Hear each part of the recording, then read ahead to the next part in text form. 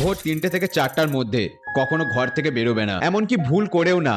বিশেষ করে সাথে যদি কোনো খাবার থাকে, না হলে তোমার সাথে এমন কিছু হতে পারে যা তুমি কল্পনাও করতে পারবে না। এই ঘটনাটা একটা সত্য ঘটনা। একটা ছেলে ছিল যার নাম রোহিত। সে ছোট থেকে কাজ করতে শুরু করে দেয়। ছোটখাটো বিয়ে বাড়ি, অনুষ্ঠান বাড়িতে খাবারের কাজ করত। সেদিন সে একটা বিয়ে বাড়িতে কাজ করছিল।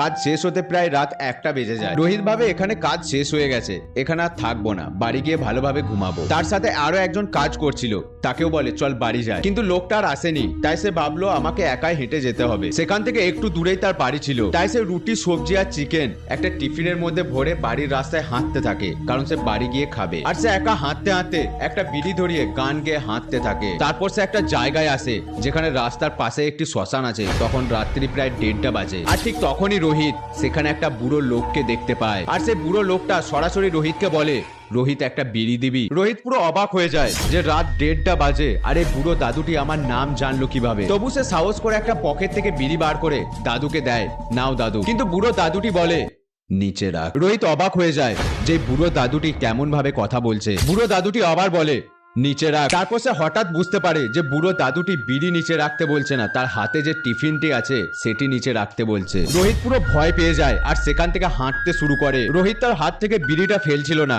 কারণ রোহিত জানতো যে আগুন থাকলে ভূতেরা ভয় পায়। আর সেই কারণে সে বুড়ো দাদুটি তার কিছু করতেই পারছিল না। কিন্তু সবচেয়ে আশ্চর্যজনক ঘটনা হলো, রোহিত হাঁটতে হাঁটতে প্রায় 1 ঘন্টা হয়ে গেল, তবু তাও বাড়ি আসছিল না। যেখানে সে কাজ করছিল সেখান থেকে তার বাড়ির দূরত্ব হবে প্রায় 10-15 মিনিটের। বাড়ি না আসায় রোহিত প্রচুর ভয় পেয়ে যায়। সে কাঁদতে শুরু করে দেয় যে আমার বাড়ি এখনো আসছে না কেন। সে পেছন ফিরে তাকায় আর দেখে সেই বুড়ো দাদুটি তার পেছনে দাঁড়িয়ে আছে। রোহিত একটু সাহস করে সেখানে দাঁড়িয়ে পড়ে। তখন বুড়ো দাদুটি সামনে এসে বলে, তুই আমাকে টিফিনটি দিয়ে দে আর এখান থেকে চলে যা। রোহিত এতটাই ভয় পেয়ে যায় যে তার হাতে থাকা টিফিনটা সেই রাস্তাতে নামিয়ে দিয়ে সেখান থেকে সে দৌড়ে পালিয়ে আসে। মিনিট খানেকের মধ্যে সে বাড়ি এসে পৌঁছায় আর কাউকে কিছু না বলে সে সোজা ঘুমিয়ে পড়ে। পরের দিন রোহিতের ঘুম ভাঙে বিকাল 4টায় আর সে উঠে দেখে তার মা, বাবা, বাড়ির আশেপাশে লোকজন সবাই তার বিছানার পাশে বসে কাঁদছে। রোহিতের জেগে ওঠা দেখে সবাই পুরো অবাক হয়ে যায়। তার মা বাবা জিজ্ঞাসা করে যে তোর কি হয়েছিল? আমরা কত কিছু করলাম, ডাক্তারের কাছে নিয়ে গেছি, তান্ত্রিকের কাছে নিয়ে গেছি, তাও তুই ঘুম থেকে উঠছিলি না। আমরা তো ভেবেছিলাম তুই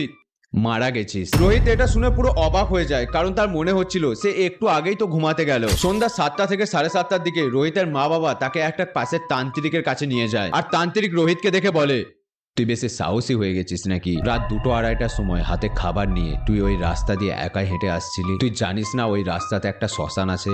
তোর কপাল ভালো তোর কাছে বিড়ির আগুন ছিল, না হলে আজ তুই আর বেঁচে থাকতিস না। পুরো এটা দেখো একদম পুরো সত্য ঘটনা। আর এই ঘটনাটা যখন আমার বন্ধু আমাকে বলেছিল, আমি পুরো একদম অবাক হয়ে গিয়েছিলাম।